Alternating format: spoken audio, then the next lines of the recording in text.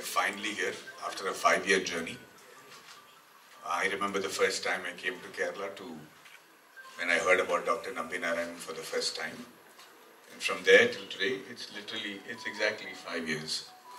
We're waiting for Simran to come, so we will start with the trailers. So this journey started 5 years ago when I met Dr. Narayanan. When I came to Kerala, to Trivandrum to meet Dr. Narayanan, somebody had told me that there is a case of a good-looking rocket scientist who had an affair with a Maldivian woman, and he was arrested for espionage, for giving secrets of Indian rocketry to Pakistan. And eventually he was arrested, tortured and almost killed, and he came out and he was proved innocent. That's the only story I had heard about in Mumbai. And so I thought after Vikram Vedha, this will be a good story to do something different from what I was doing. So with a very shallow opinion, I came to meet Dr. Narayanan. And I will never forget the first time I set eyes upon him, because it changed my life completely after that. Because when I looked at him for the first time, I knew that this man was not about this shallow case. I was missing something. I do not know what it was about his story that I was missing, but there was a lot more to Dr. Narayanan than the case that he was being known for around India. In fact, nobody knew about Dr. Narayanan. When I started talking to him, even he was only talking about the case. He was saying, I was arrested like this, there was no, they could not prove anything, all the claims were wrong, and he was very angry, he was very upset, he was full of angst, and he was hurt that somebody could throw this allegation on him.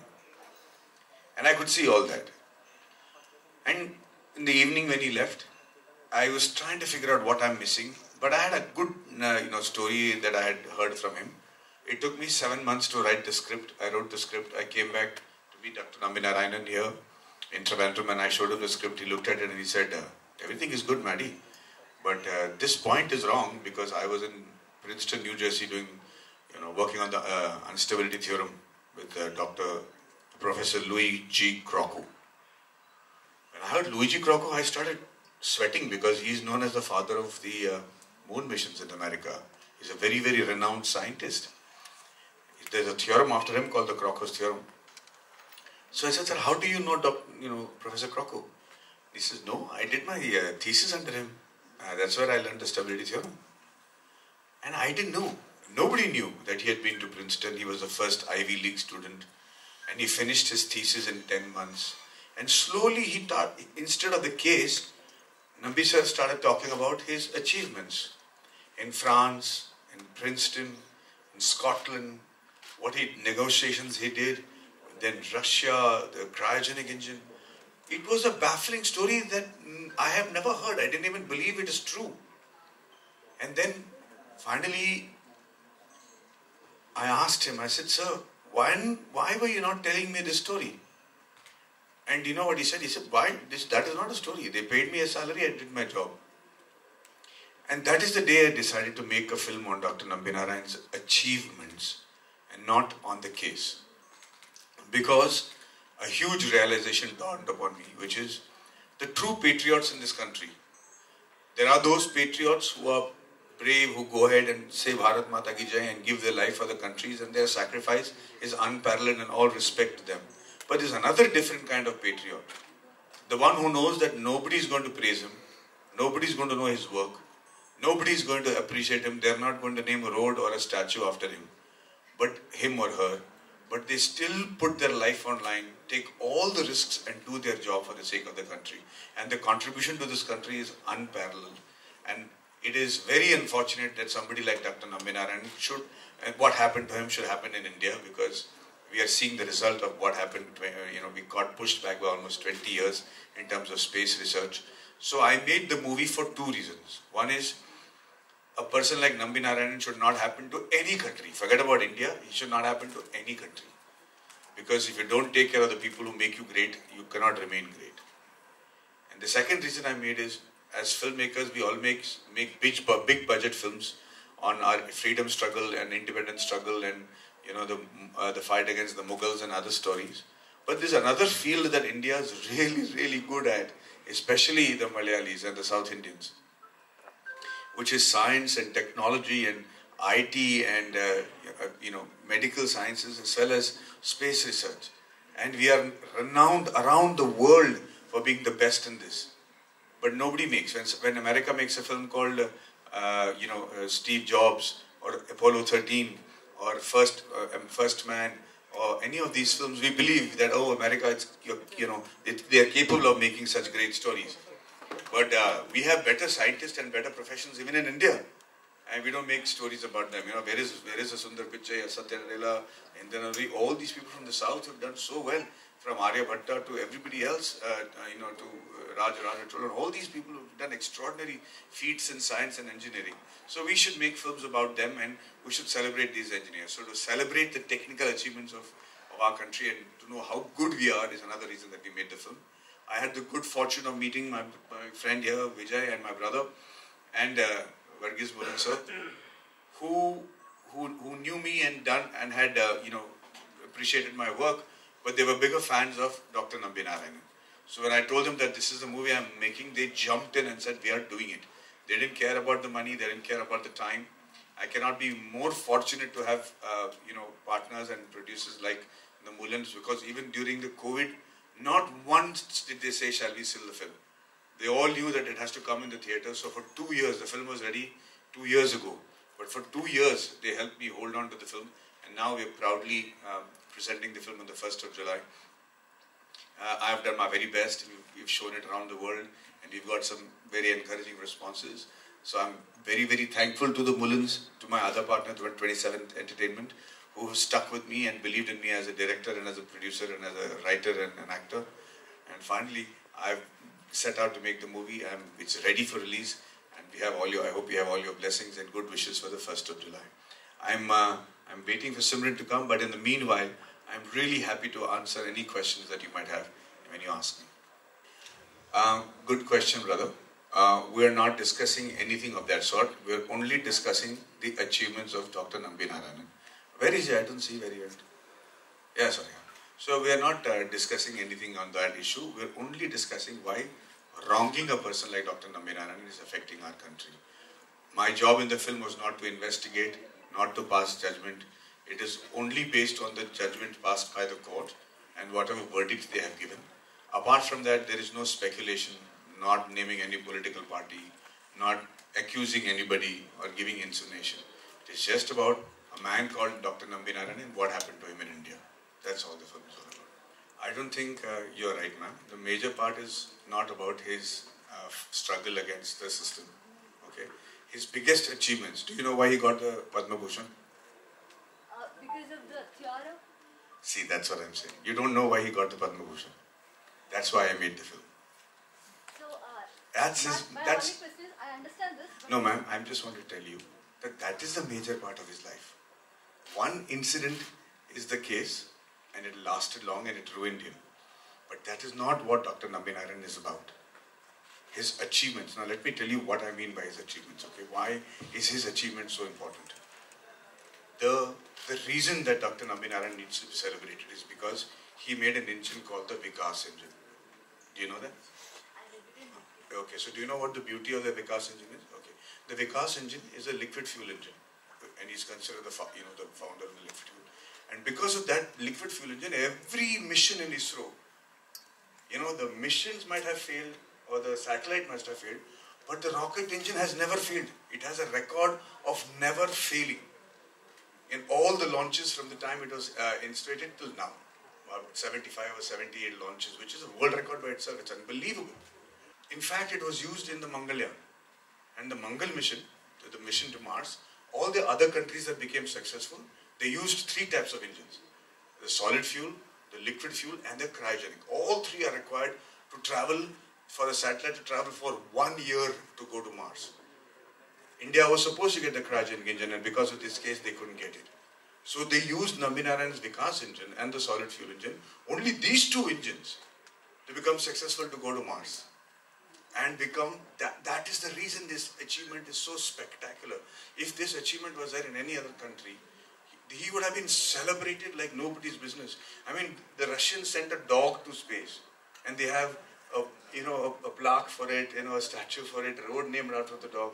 But we have such successful stories and such amazing stories in ISRO, and we're not able to celebrate that. So that is another major part of Dr. Nambi Narayan's life. Now, whenever I go and talk about all this now, people say, why are you spending so much money on sending rockets to space when people are hungry and people are dying? Even should we not put the budget into that? But I think they don't know that everything from arthroscopic surgery to aspirin, to internet, to road safety, to textiles that save babies, to fire-resistant clothing, all these technologies are a derivative of space travel and research. It's because of this research that we are able to keep human beings alive from 60 to 90 now. Medicines that take care of everything from diabetes to dementia. And they're all derivative of what has been done in terms of research for space. And that's how it's helped humanity so much. And in the years to come, and much faster than you think, space is going to become a real a part of everybody's life. Your children's life, my child's life, because space travel is a reality. Finding minerals that are in meteors which are around the Earth, elements that don't exist on Earth that can possibly save lives and save people's diseases, all that is a real possibility. So you have to be right up there. The earlier kings who had control over the land, they were the rulers, they were the most powerful. Then the people who had control over the seas, that generation of people started controlling the earth. Then the people who had control over the skies, they started ruling the earth and becoming the most powerful country. But now, it's space. And people who have control over space, the ability to travel there, and it is going to be in yours and my lifetime. When they have the control to travel that country will be the most powerful country. And India is able to do that at much faster pace and a lower cost because of people like Nambi Narayanan. That's why he's a hero. So let's not make it shallow by saying case. It's a small part of his life. When right now, he's been proved innocent. But even now he's saying India, let's go make another engine. Let's go make this travel possible. India is the best place to launch rockets from because we have 30% more efficiency when you launch rockets from India than from any other part of the world. That is the fight that everybody's fighting. He's moved on. I think we should also move on and make sure that we appreciate somebody like this. Yeah, that's the whole reason we put our money where our mouth is. And I wish it's very unfortunate. If you had met him, you'll understand what a charming man he is. He's handsome. What is the problem with Dr. Nambi Narayanan? The problem with him is what is the problem with all good boys in school. And you go to classroom in school, there's always a good boy. You know what the good boy does? He comes to school on time. His clothes are always ironed. He always does his homework. He's a teacher's pet. He'll sit in the front and answer all the questions. He'll make you feel bad because he's getting such good marks. And your parents tell you, be like him or her. And when you get a chance to meet him, you want to slap him because you want to say, yeah, bloody hell, why are you so like that? You must be something wrong with you. And the moment he slips up once, the entire class pounds on him just because you want to feel as good because he's also not perfect, right? You want to use that one opportunity to make sure you are at par with him. And unfortunately, that attitude happens when we go into society also here. How can Dr. Nambi Narayanan, being such a good-looking man, and a genius and spectacular, have you seen his picture when he's young? No? Have you anybody seen Dr. Nambi Narayan's picture in Princeton? You have seen, okay? I'm going to turn the lights off and I'm going to show you. You know what the problem was? They said, how can this man not have an affair? And I want you to imagine a good-looking man. Dr. Nambi Narayanan is very good-looking. In fact, he's better looking than John F. Kennedy. He's better, I'm saying, now you build up your expectation. You think, oh, Maddie is lying, he's an idiot. Or there is a possibility that he can be better looking than John F. Kennedy. So I want to show you Dr. Nambi Narayanan in Princeton, New Jersey, and you tell me whether he's good looking and better looking than John F. Kennedy or not. Lights off. Please put the lights off. No, sir, you'll sit. You'll do it. Lights off. How long does it take to put the lights off? Thank you. Murli, shall we have Princeton? There you go. That's Dr. Nambi Narayanan in Princeton with his wife. Lights on, please.